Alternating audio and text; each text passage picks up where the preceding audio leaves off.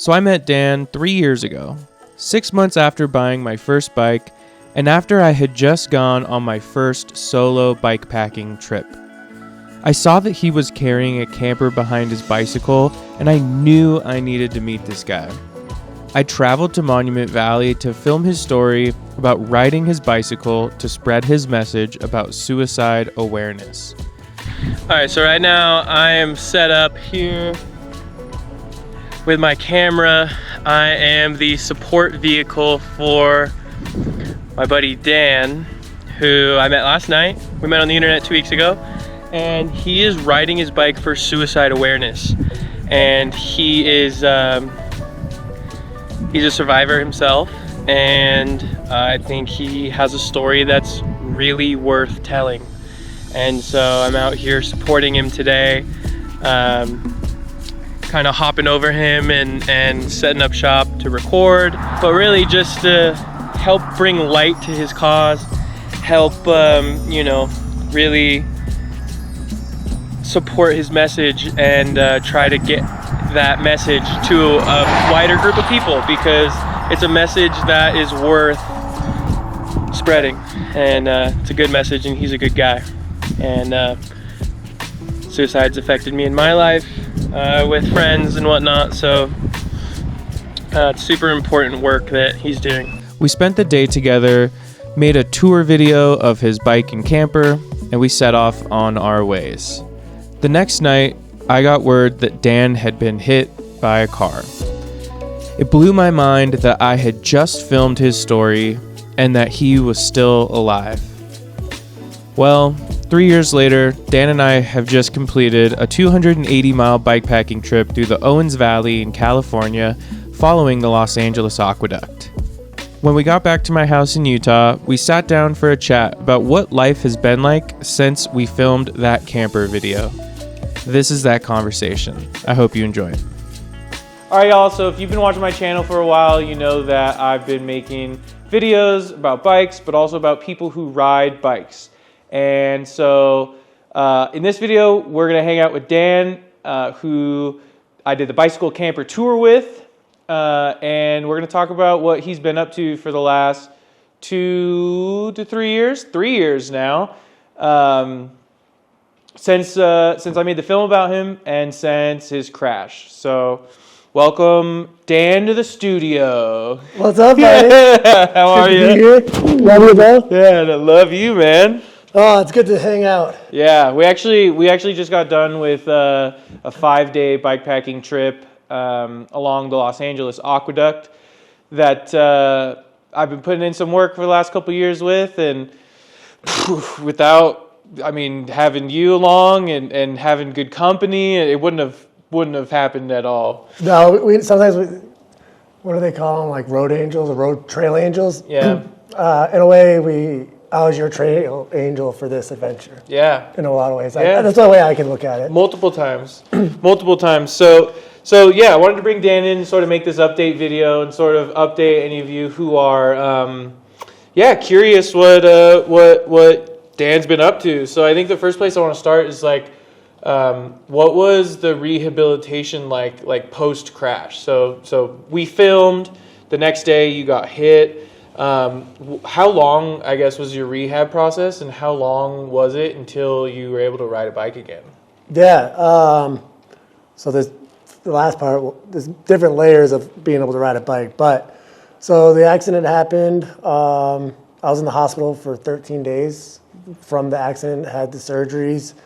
I was taken, and somebody that hosted me for almost 7 months took me in Texas, and I essentially just started trying to learn how to walk again and be able to move, because for the first 2 months I couldn't even bend this left leg. I had to keep it straight so that it could re-glue itself back together with the staples and the dissolving everything in there stitches. Right. So this leg literally did not move for like months. And then after the staples and everything came out, I started going to physical therapy like 3 weeks later. They told me that after the staples came out that I could start doing like little movements. So I would do like this was my exercise for a while. Yeah, dang. Just a little bit. And then I started going to physical therapy, and they started getting me to be able to put my foot on the ground, bent, which doesn't seem like it's that hard, but when it's tearing on everything that's brand new, it's intense. Yeah, is there like a lot of pressure? Yeah, a lot of pressure. And so it just, not pushing it too hard, like really giving it the time it needed, but also working it to really get it to really heal faster, because the projected healing time for me was expected to be like 1.5 to 2 years.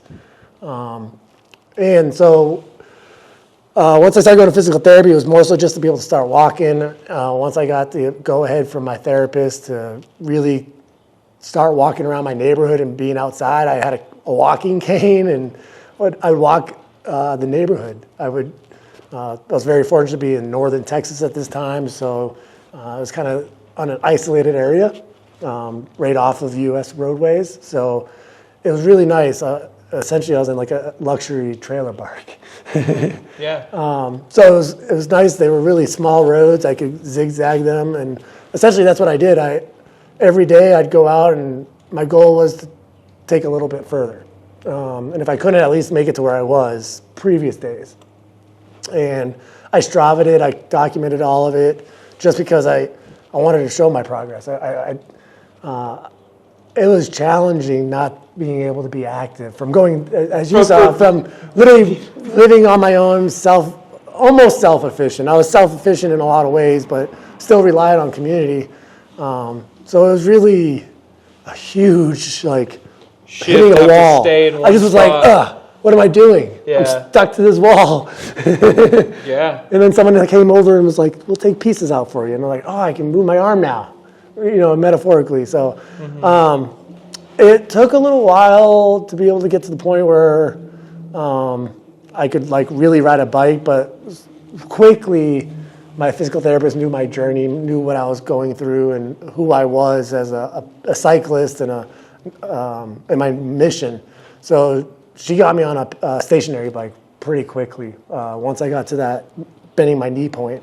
Yeah. Because then she felt comfortable that I could at a right angle. do that pedaling motion without damaging anything further. Right. And that was probably about 3.5 months to getting on a stationary. Yeah. And from there, it got a little bit more progressed. I ended up buying rollers so that I could ride at home because I didn't want to be on a stationary bike. I wanted to be on a bicycle that I felt like was actually Well, not even just that, but I knew where I was and what I was doing was temporary, and I didn't want to invest in something that I was only going to use temporary. Yeah. So my goal was to use a bicycle that I could take after being approved to go out and ride it on the streets and just be on that bike that I was comfortable on and fit to. Yeah, and it wasn't my perfect bike, but it was a bike that my friend had at his house that I adjusted to my needs. And I set up, literally I have some videos of it on my social media of me holding onto a workbench in a shed and just sitting there pedaling, just kind of getting back into the routine, getting my core back because I gained weight being stopped. In a lot of ways, kind of started getting a little bit depression, and I was very thankful because my friend, he had a pretty cool studio at his house, and he did podcasting, so I was on his podcast a lot, Heart of Volunteer, veterans podcast, and I remember listening to episodes of that. Yeah. I think I was on his episodes 5 or 6 times. Didn't you start hosting some too? Yeah, so yeah. I ended up doing Friends Movement Mondays through Hearts of Volunteer to kind of get me started. Yeah. And he was really a huge driving force to keep me, keeping my mind occupied and really, in a lot of ways, he was the first start to my mental physical therapy or mental therapy, how you want to call that. Like I had to re-exercise my mind for my memory issues. And so doing these podcast episodes, if you guys go listen to Friends from the Road or Movement Mondays, there's a difference. Yeah. There's differences between the two podcasts, really. Friends from the Road was what I did when I got back onto the road. Mm-hmm. But Movement Mondays was really getting me movement again and getting me staying positive and seeing, and kind of showing some of the amazing people that I met on my journey and the work they were doing. So, but going back to your question, for my physical therapy side of things, it was a lot. It was mentally exhausting. I was doing like mental exercises, trying to remember words and names, and like just look at a picture, take that picture away, and then like 10 minutes later, hey, what was that picture? Remember the things about it. Yeah, and like tell me the details you remember, and then I evolved it to using my cell phone. There's apps out there to help people with memory exercises, and those were huge things that I needed. I tell people I wasn't mentally like a vegetable, but I was in a mental fog for like 5 months. I could be in the middle of a conversation, which isn't too crazy still, I guess, but I could be in the middle of a conversation and forget exactly what I was talking about completely. They could try to remind me, and I'd be like, I have no idea what you're talking about. Right. And so, because when you get hit by a car, it's not just physical. It's like there's, you had a good helmet on, that really helped protect you, but still, it's not just physical. It's mental, emotional. It was more than just like rehabbing the body. It was, and that's something that I stick by even before that accident and even after. Is I have a lot of friends that don't wear helmets. You never know what's going to happen. I'm a very good rider. I don't need a helmet for myself most of the time, but I'd almost guarantee I'd be dead if I didn't have that helmet on. Yeah. And if I didn't have that camper to have that buffer. There's a lot of factors that kept me alive, but a helmet and that camper were probably the two biggest. Yeah, and we even on our bike trip, we're like in the quite literal middle of nowhere, no one around, and we still, both of us, we just always got to wear a helmet. That's always... The only time I don't wear a helmet is if I'm on a tricycle, and mostly because of pedicabing, which is what I do. We'll talk about that in a bit. Yeah. But to continue that, I know I keep driving off. Yeah, no, that's what this is for. But yeah, so it was about 5.5 months when I got the approval to 5.5 months when I got the approval to be able to start pedaling outside. And my initial goal is kind of similar to what you did on a smaller scale, is ride every street. Mm-hmm. So I I didn't do it all at once. I started with riding I think it was because I walked till I got to 5 miles. And my therapist was like, if you walk 5 miles, you can bike. Yeah. Yeah. With impact too, because walking is. Well, I had a cane. It was still a challenge. It wasn't. Sure. It wasn't like.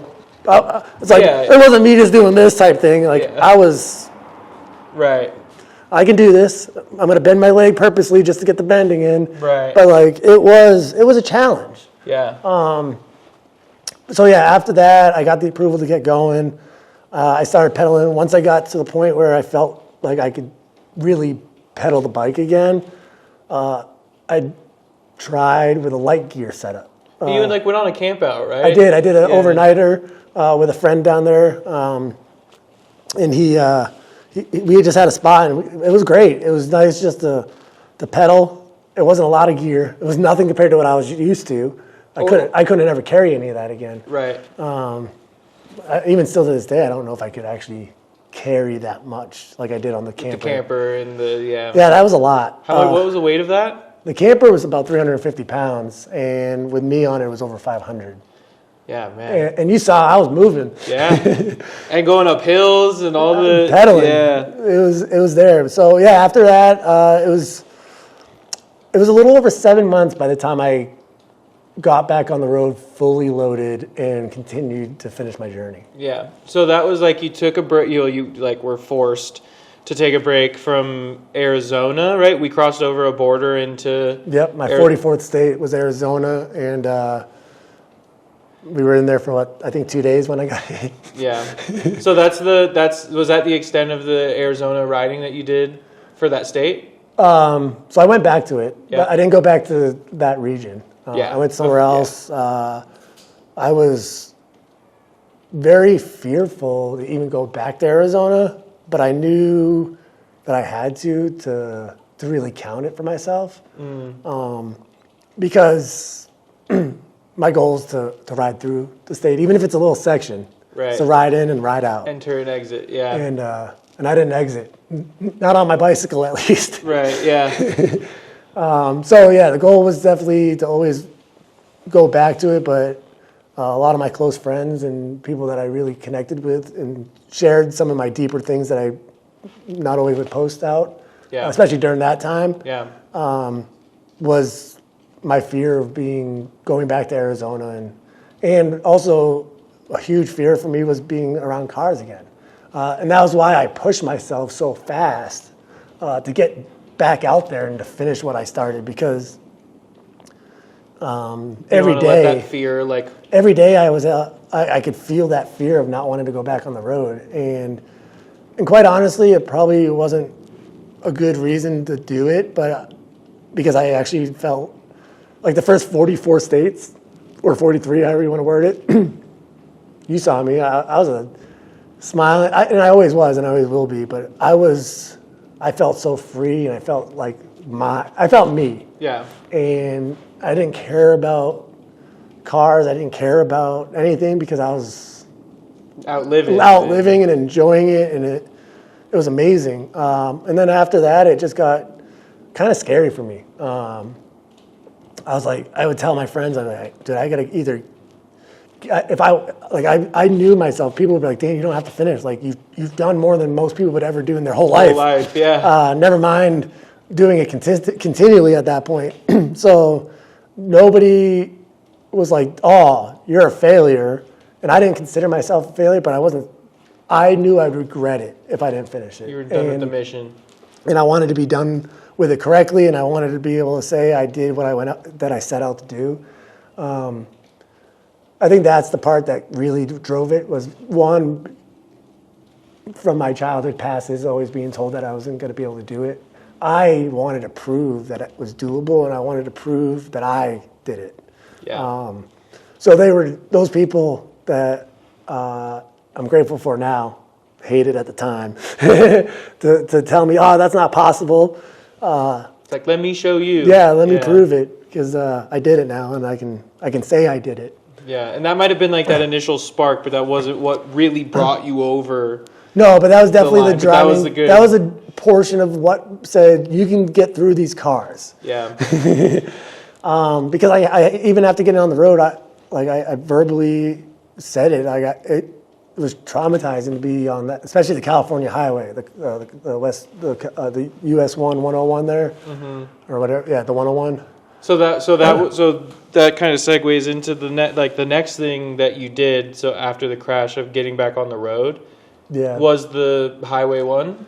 Essentially, so before I went back out to the main world again and actually to finish, I went home. So my initial plan was to do the lower 48 states, finish in Seattle, and then at my mindset, I was going to bike back from Seattle to Massachusetts to go say hi to everybody before I went to the state that I wanted to be in after I finished all of it. Yeah. And so it almost was like hey guys, I came back to see you. If you want to see me next time, you have to come see me wherever I am. Yeah. So I did my part type thing. And so that was kind of the initial goal, but it was a little over 3 years by the time I got back to heal, to be able to go back out. And I was like, well, maybe I go home, say hi to everybody, and get on my old road bike, my first bike, and kind of train on that, because I won't have as much gear. It'll get me to just the pedaling, get me on the hills a little bit, just to get into the rhythm again. Yeah. So I went home for about a month.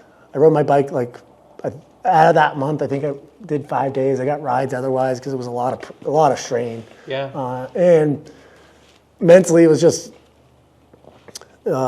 East Coast drivers are different than West Coast drivers, and it kind of gets worse. It gets worse, I think, east you go, depending on the person. Gotcha.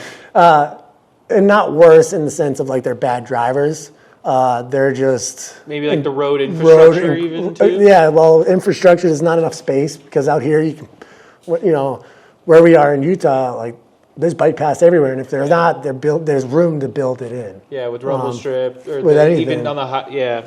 So, but back east, everything's so compact, like they can't give it. There's 2-lane roads, and now they're taking away parking places to make bike lanes, and so it's just tighter, and where I'm from, they're called massholes for a reason. Gotcha. We're massholes, and we're not. They're not afraid to speak their mind or to like almost Honk their mind at you. honk their mind or intimidate you with Yeah. like getting their closeness to you because they're like, well, I can't go over the line because the road's too small for the semi truck coming near me. I'm just gonna squeeze in between. This guy will move. So it's sorry, I'm fidgeting. My butt hurts a little bit. We're on these hardwood stools. Tailbone thing's still real after even 3.5 years. So. Yeah, for real. But To the driver etiquette, yeah, so it was a little different, but Yeah. it was definitely, even those few days that I actually did ride, or whatever number it was definitely important for me to be able to get back out there after. And so after my stay there, I went back to Texas where I was staying and got everything together and got a new bicycle. got a new bicycle. The community, the socials of the world really came together for me and gave me everything I needed to survive financially, for medical supplies, for getting transportation and buying gear and a bike. And You just said, we filmed a video just before this, you said like even some of the bags and whatnot. yeah, so even some of the bags, like the Jones bike I got it's a pretty expensive bike in terms. It's that cool fork. And It's got it's a Jones Plus bike. It's one of their first ones from 2015. Those bikes brand new are like $4+ grand. Yeah. And the gentleman that had it, he was really cool. He found me. I think I posted in a selling group like, hey guys, if you have a bike like this that you're willing to sell at an affordable cost, like this is who I am, this is what I've done, this is what I'm going through, and this is what I'm trying to do. And he's like, yo man, I'm trying to sell my Jones bike. I was gonna sell it for this, but I'll give it to you for this. Yeah. And to me, it was like, oh my God, really? Like, that's like so little money. Yeah, I'll take it. Yeah. And he mailed it to me, and he was just so great about it. And I got to meet him when I was in California, because that's where the bike came from. Nice. So it was really cool. It was really amazing to connect with him after. But And to like show up on the bicycle. and show up on the bike that he literally had and that he used, and now he's seeing it finish in the country that I started on, and it was really powerful to connect and hang out for a while, but just to have that community and the people there and the support. Yeah. Or sympathy, some people would tell me I had. They were sympathy helping me. But whatever it was, they were helping me, and it really made it possible for me to continue.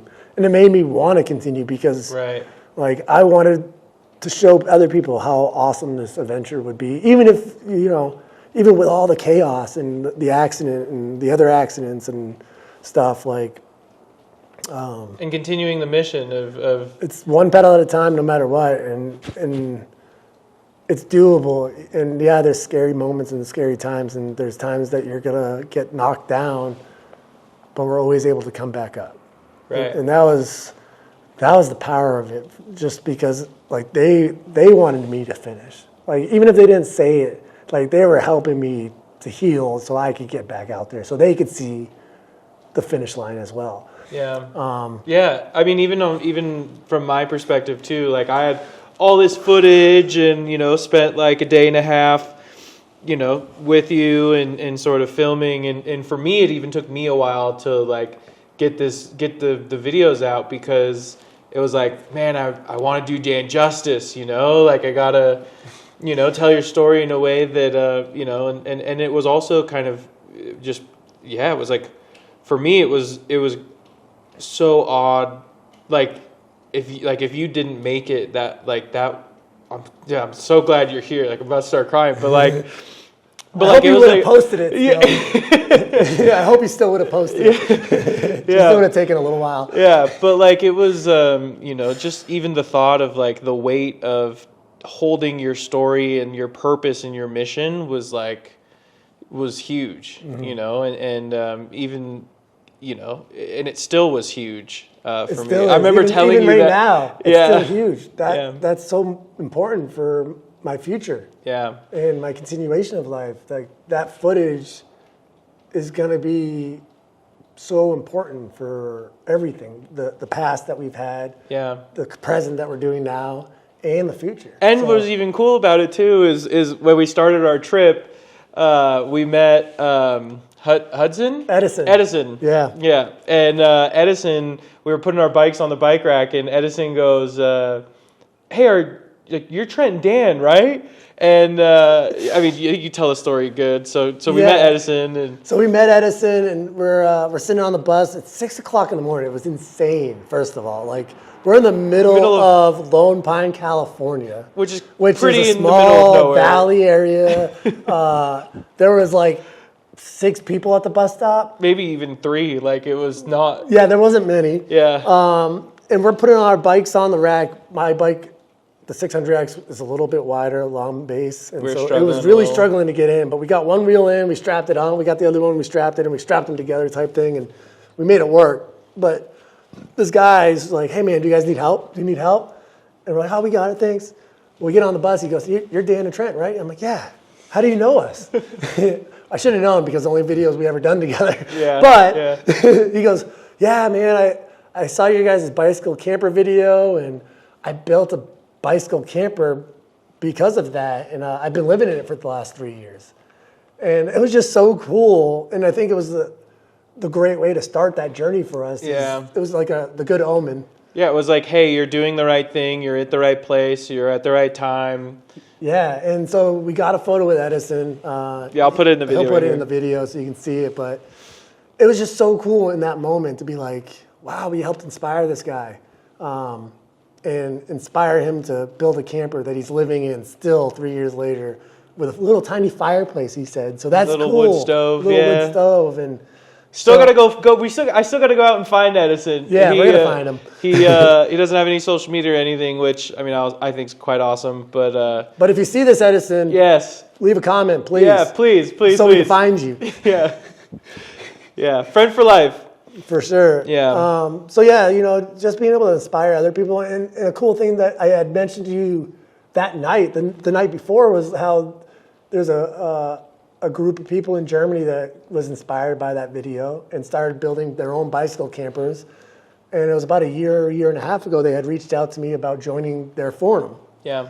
And as like an honorary member type thing. And so I was honored to do that. I chatted with them for a while about it and shared how I came up with my idea. But I mentioned that the night before. Yeah. And I was like, dude, this is so cool, like how your video helped these people.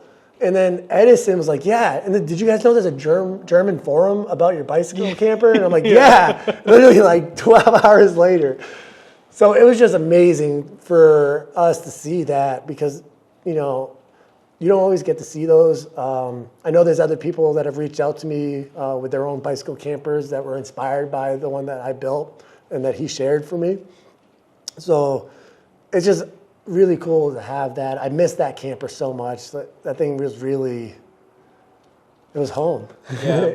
Even for the short period of time I had it, it was your shelter, your refuge, It was my message, my mission, my home. It gave me everything I needed. It gave me the ability to share my message. It gave me the ability to hide from like the elements and just, I didn't have to do stealth camping per se, like hide my tent. I could just pull over on the side of the road, pull over where Walmart was. In a parking lot. Pull in a parking lot. And if people were like, what the heck is that? And they wanted to come see me or talk to me, be like, hey man, most of the time they initially come up to be like, hey, you can't be here. And then they read my message before they even got to my door to talk to me. And they'd be like, oh, he's good. Yeah. So it really gave me so much. It stored my food. It stored my extra belongings. It gave me a bed. I didn't have a bed up till I had that camper. I lived on an air pad. Yeah. Unless I stayed with people. So like having a 3-inch foam mattress, as crappy of a foam mattress as it was better than the air pad I was on that was 1 inch thick. Yeah. So it was, in a lot of ways, it was luxury. And being on a bicycle with luxury is pretty unheard of. So, but at the expense of carrying extra weight. And I miss that thing so much because I I'm a lot stronger of a rider than I was 3 years ago when I got hit, when I started biking again. But I don't think I'm still close to who I was before the accident. In what way? Strength. My legs are actually still about, my left leg is about 4 inches smaller than it used to be, and my right's still about 2 to 3 inches smaller. I haven't measured them in a recent time, especially after this bike ride or my New Mexico one, so they might have grown a little bit, but they were pretty big beforehand, and they got really small from the accident. I lost a lot of muscles, and I lost a lot on this leg itself. This is the leg that took most of the damage. Do you still now have like a little more power in your right leg as opposed to your left? Oh, for sure. Yeah. Like even still, like I can take a knee, I can put my knee on the ground on this leg, but I can't without padding and extra support for this one. Yeah. It's getting better slowly, or it was. Maybe it's at the max now, but like for a long time I couldn't even put it on the ground. So like doing yoga was very difficult on this leg. I'd have to like hover this knee. Yeah. Where now I can put a couple extra pads or a towel or something that's a little bit thicker just to give me that cushion I need. Yeah. So there is progress, but I'm nowhere near where I was. I'm still struggling on at certain points. Like I'm fidgeting because the seat's not that comfortable, and I broke. The only thing I really broke was my tailbone. So it's not comfortable to sit on hard surfaces for too long. Then we should wrap this up a little soon. Nah, I make it work. I just switch between butt cheeks. I got, I just try not to sit directly too long on both because and it's not like, it's not severe pain anymore. It's just irritability. Yeah. And if I hit it in certain spots, it feels like a nerve pain is like shooting up. Yeah. So it's tolerable pain, but it's irritable. Yeah. So doesn't make life fun. No, but at the same time, with anybody that's ever dealt with injuries, you learn to adapt and you overcome. It's not that the pain goes away; you just learn to live with it. Right. And something that I knew I didn't want to do is I didn't want to live in pain, doing nothing, sitting on my couch and saying, "Well, I'm in pain. I can't go do the bike rides anymore. I can't do my adventures or be funny and do stunts." I'm in pain no matter what. So if I'm going to be in pain, I might as well do what I love. And that's why I still ride bikes and I still do the things I love to do to the best that I can do it. Yeah. Yeah, 100%. And you're still doing that. I think it kind of maybe, so just to sort of recap here, like from the accident, then it was when you finally got back on a bike, you did the California coast? Yeah, so or the West Coast? Yeah, so what I ended up doing was originally I was going to finish in Seattle, Washington, and then go home from there. But because of the timing of season, I was a little over 7 months opposite of the timing where I'd like to be. Seattle just seemed like the best choice to kind of restart and kind of work my way south instead of the original route, which was north, which I'm really glad I did because hindsight's everything, I suppose. But if I had that camper going north on that road, I would have been in an accident either way. So I'm glad it happened sooner than later. It's the best way I can put it. But it would have been very scary. And so having a smaller setup and just heading in the right direction. Being on the coast side as opposed to like hugging the mountain, things like that. Yeah, probably best. It was best. So in a lot of ways, I'm grateful. In some ways, I still wish it didn't happen. But of course, yeah. You got to find the good in everything, and that's the way I find it. And then the Washington, Oregon, and California were 36, 37, and 38, or 46, 47, 48? No, so yeah, Washington was 45, technically. And then Oregon was 46, and then California was 47. The last state was Nevada. So what I ended up doing was going down the coast and kind of bouncing it out as needed, but ultimately following the coastal route. When I got to San Diego, that was kind of a huge milestone for me. I was stationed in the military there. A lot of the people I served with were in there still. So I got to really spend some time connecting with my friends and my extended family in a lot of ways. Yeah. So that was the purpose. That was like the original purpose of the trip, right? It was to visit the people I served with and and then the majority of them are in San Diego or in Norfolk. So like seeing those two places were huge points for my journey. But San Diego was definitely the spot that I was looking forward to going back to. The last time I was in San Diego before that time was when I was still an alcoholic and still dealing with a lot of issues in my life. And I left there to go back to Massachusetts to run away from relationships and addictions. So it was good to go back. It was good to go back and make new memories and know that I'm not the party life that is there. Because San Diego is so nice. You don't have to party, but you can go out every night and have a good time. And it's very easy to do. So, as you know, in LA, it's very similar. Yep. It's Southern California. It's like every night's a party. Yeah. Even if it's not. Yeah. Yeah. So going there and be able to hang out with everybody and party without doing the party activities. Yeah. For me, it was like 9-10 years into my sobriety. So it gave me that time. It gave me the ability to really feel comfortable. A good point of reflection, not not only on the trip, but also of like your bicycle journey, but also like your recovery and getting through that addiction. Yeah. So there was just so many parts about being in San Diego were amazing, but I knew that I needed to face my fear and go back to Arizona. So from there, I ultimately went through the Southern California desert into Arizona, where I made my way up into like the Phoenix area. I actually went to the Phoenix area and got to spend time with my legal team for my accident. And so I got to meet them in person for the first time. Like we had talked on the phones.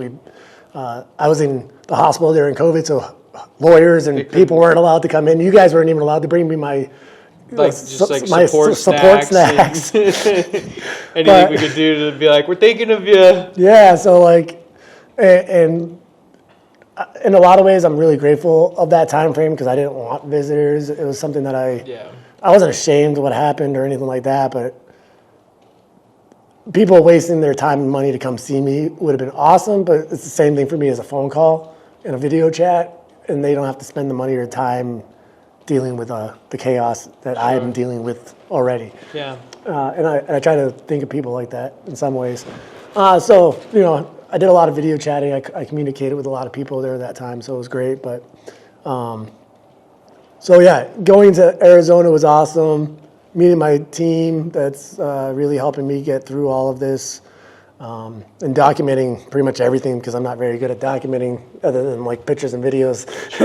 Sure. So they're really great about that, and so from there, I felt like something else that was really cool is I was really fearful about going to Arizona by myself.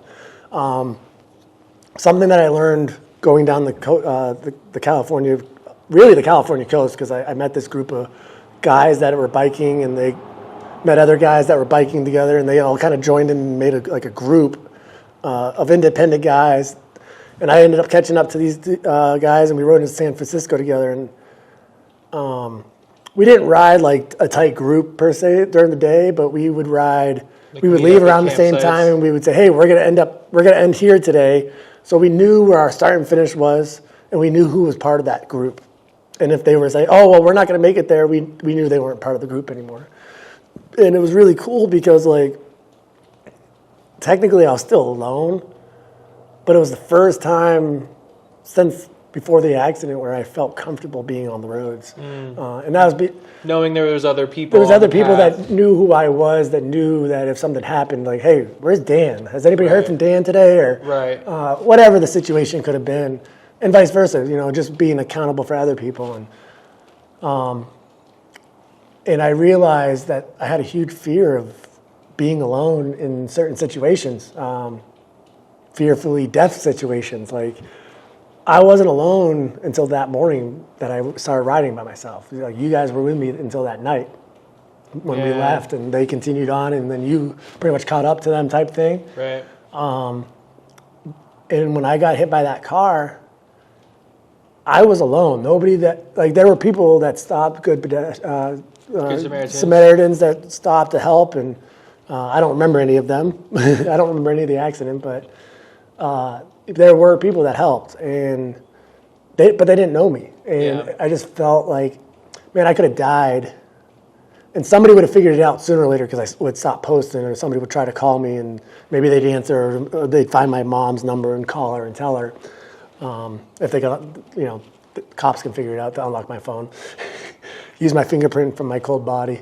Yeah. Whatever it could have been. Yeah. Emergency contacts, hopefully. Yeah, so like, that was something that never fazed me even through my suicide attempts. Like, I planned on dying alone. But when you're not, you go through an experience. You go through an experience that's not in your control. Like, when I was going through my suicide and my thoughts of suicide, like, it was under my control. It was under my hand that I was doing it. This had nothing to do with me. It was literally 100% out of my hands. Right. And that is a totally different thing than when you're in control of it. At the same time, I try to look at it, the positives, like I said, is I look at it, that accident verified that I'm supposed to be alive. I survived that so that I don't have to worry about thinking, like, if I ever get, and I'm not a perfect human. I'm not saying I get past my suicide thoughts.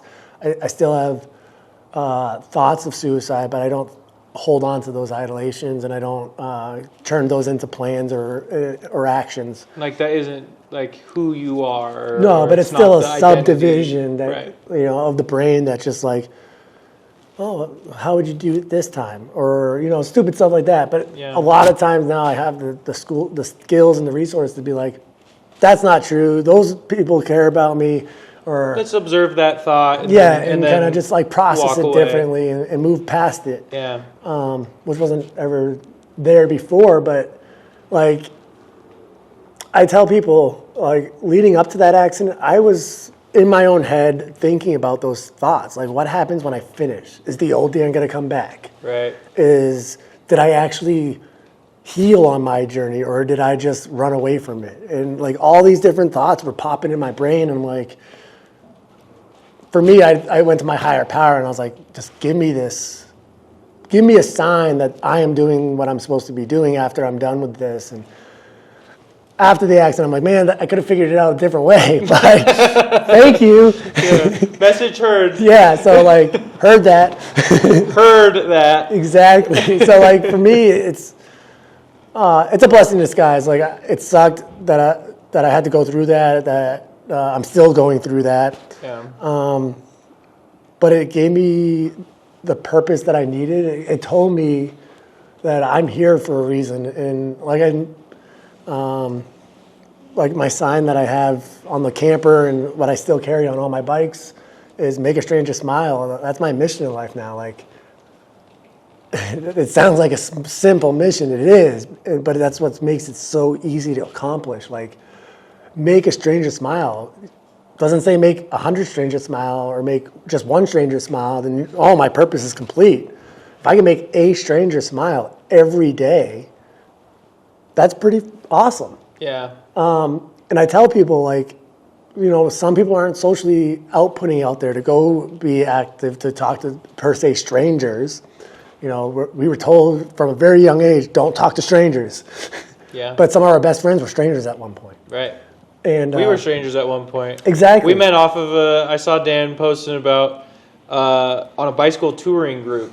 And I was like, this guy seems interesting. Like, he's pulling a camper. That's odd. Like, I want to go make a video about this guy. So, yeah, like, But just being that, like, doing those things really connects you to the world. And I tell people, I don't know anybody that knows themselves 100%. Mm-hmm. There's probably like 10%. There's like 10 people in the world that might know themselves 100%. Like maybe the Dalai Lama, David Goggins. Perhaps, yeah. Perhaps, maybe, some people like that. Yeah. And even then, you don't know. We're still learning about things that we like and don't like. And so there's always a piece of us that's a stranger that we're getting to know. So if you can make yourself smile, look at that as the first stranger. And so, like, if I can make myself smile every day, which I I, I smile a lot. I smile a lot. and I can take that smile, and in a lot of times just having my sign or just smiling while I'm biking or smiling while I'm doing something, that energy, that smile, like radiates to other people. Like I can make you smile. Yeah. I mean, on our trip, I would just think about, like, that was the first point of reflection for me after our trip, was just the people, right? All the people we ran into and the interaction we got to have and making them smile. You know, even of them just going like, what are you doing? Like, you know, like, cool. I'm like, yeah, man, that's great. It's gonna be so much fun to like, and they'd see me smiling and enjoying it, even if I, you know, like at the end of the day when we're just like, oh, this is horrible. Like last day we were in the rain. We're tired. We're wet. We're miserable. Like me and you were together. Yeah, we were quietly self-miserable, and we were doing our best not to be miserable to each other. I'm like, to the point where I was like, listen, man. Don't take it personal. Yeah. I'm just like, I'm angry. I'm hangry. Yeah, I think we said it. Yeah. Like we were both very hungry and wet and just done. Yeah. But then we get to this place where the go-kart place that we stayed at, and they were nice enough to let us bring our bikes in. And I went up to them and I was like, yeah, we just biked and I was smiling. And the girl was just like, you guys are crazy. But at the end of it, she was smiling too. And it was just like, day accomplished, and I'm still having a great day, even though it's miserable outside. I'm cold, I'm wet, I'm soggy. I can still make myself smile. Yeah. Especially after they had some snacks and we could buy, so that helped. Yeah. So Dan, what have you been up to this last year? Where'd you land? What's life been looking like recently? Yeah. So after I finished the bicycle journey, I stopped in Mobile, Alabama, where my nonprofit is. I spent some time there. I got a minivan given to me to get me to where I wanted to go, which ultimately was Colorado. I live in Colorado now. The van, which was given to me, I gave to somebody else, passed it forward, and with a lot of upgrades. Yeah, I bet. Because I converted the minivan to live in it, and it had solar and power, and so I gave that to somebody that needed something better than the streets. So I communicate with them still, and they love it. They share that space now with their dog that they got because they have a space. Yeah. You know, it's a stepping stone. So, and hopefully when he gets on his feet, he'll pay it forward. Yeah. And if he doesn't, fine as well. So yeah, it's getting there. I've now been in Denver for coming up on 2 years this month. Yeah. And so, I've been getting really more involved with the bicycle communities in Denver and in Colorado itself. I spent a lot of time in Boulder with the Boulder Bike Night group and the Thursday night Happy Thursday group, which is with Ryan Van Duzer, which I find amazing that it's full circle for all of us. I got a bike in the event of 2020 that we don't say on YouTube, and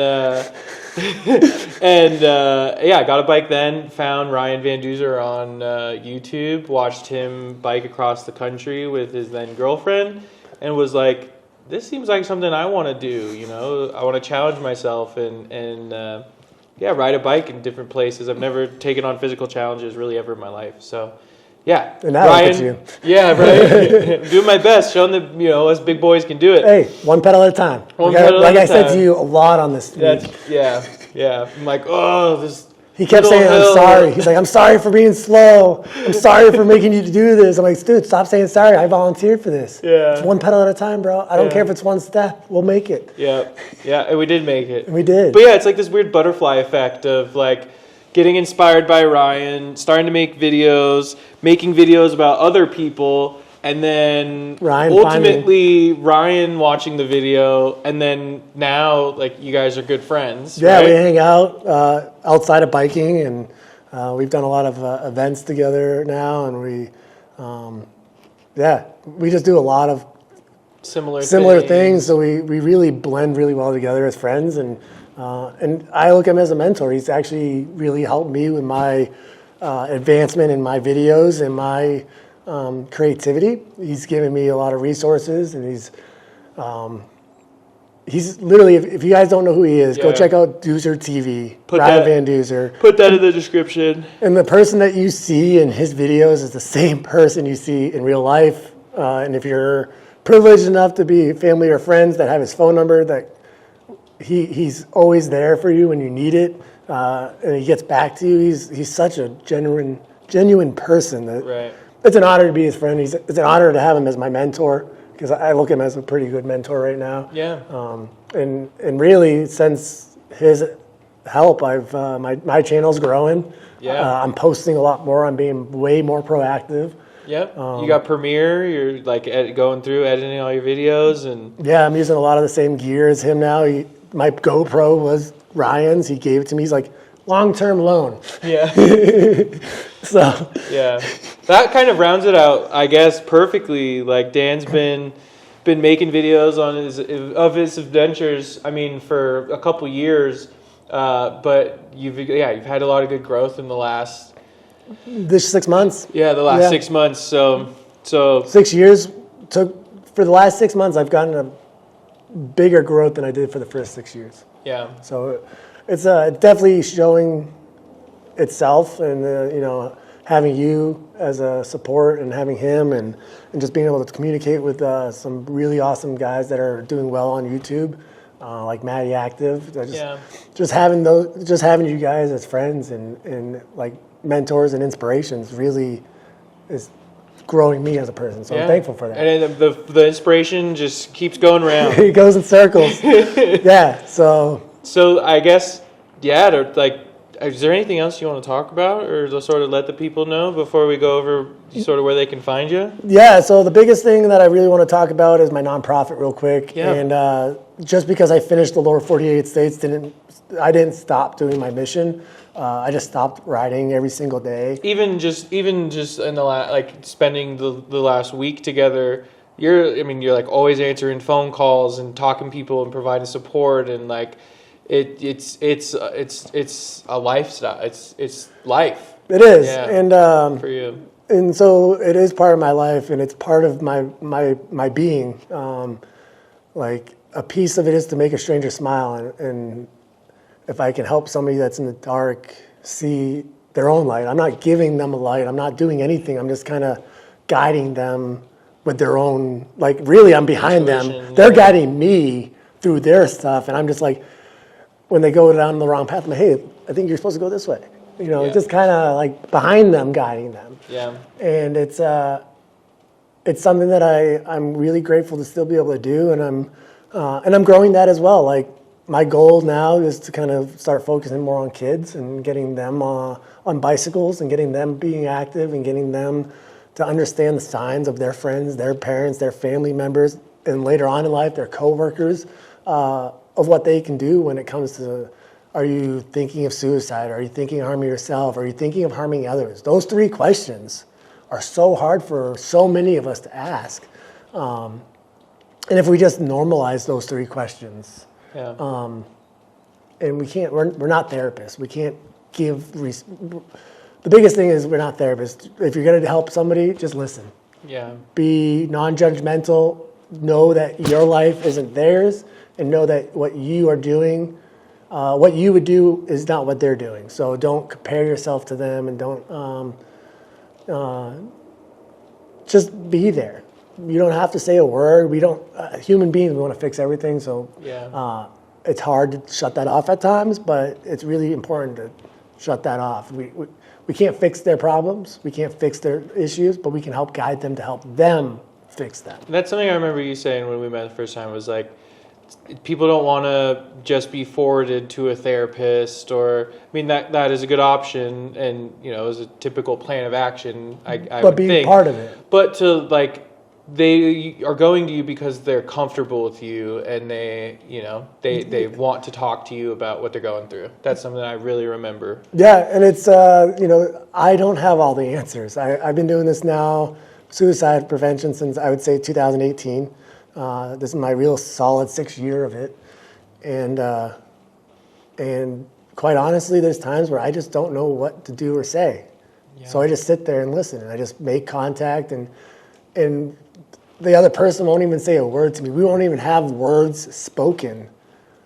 But just like being on the other line of a phone. But just being there, or even on the phone, yeah, it's happened as well. Like they figure it out. They know what they're doing. And at the end of it, I've had people go, thanks, man, I really appreciate you just listening. We didn't say a word to each other. But just being present and just not saying anything back to them and being like, I understand what I understand you, man. I feel what you're going through. I feel it. Yeah. I don't need to hear it. I feel it. And they feel that too. So just being present, being part of their thing. You're not a therapist, and maybe you know a therapist, but maybe you're like, hey, I got a guy that I can connect you to. Let's go together the first time. I'll sit in the lobby with you. I'll sit in the lobby while you go in, or maybe with the first one where it's the introduction. If your therapist and you are comfortable with it, maybe I'll sit there so that you feel more comfortable. Whatever works for the person that you're helping is really the goal. So that's called the nonprofit's the One Pedal at a Time? Yeah, so my nonprofit's the One Pedal at a Time movement. You can find us at opaatmovement.com. If you want to get educated on some of the courses that we do through our affiliate with Living Works, a great organization that I've got certifications with, is start.opatmovement.com. And that is an online course that you can get literally started with of being educated for how to help somebody that's in crisis. They give you multiple different scenarios in different ways, whether it's on a computer, cell phone, in person, those type of things, and just listening and telling you how, like, what keys to be picking up on. And then we give you resources as well. So when you do that program, they have a list of initial resources. Something that my organization has been really focused on doing is providing extended resources, and that is through opatmovement.com/there-is-help. And that's got resources through apps, websites, phone numbers, peer support programs, and different things, whether you're LGBTQ, older generation, elderly style, or you're youth. One that I haven't had, I don't think, is religious. So if somebody has one, please reach out. You can do that as well as you can give us references that we can verify and see if it's a good fit, and we'll add it to the list. It's an ongoing, growing list, and even still on our trip, I actually found out about 3 or 4 new ones that I'm excited to kind of review and integrate into this list of resources that are available for people. And I think it's key. I think it's key to be part of other people's community. Something that I think we all struggle with is feeling alone at times. We don't feel like we're in a community. We don't feel like sometimes we have friends. But putting yourself out there and being part of something, whether it takes, we don't want to get rejected. I think that's the fear for a lot of us is rejection. But if you just keep going, you just keep meeting people, and you treat everybody like a stranger until they're not anymore, you're never going to be alone.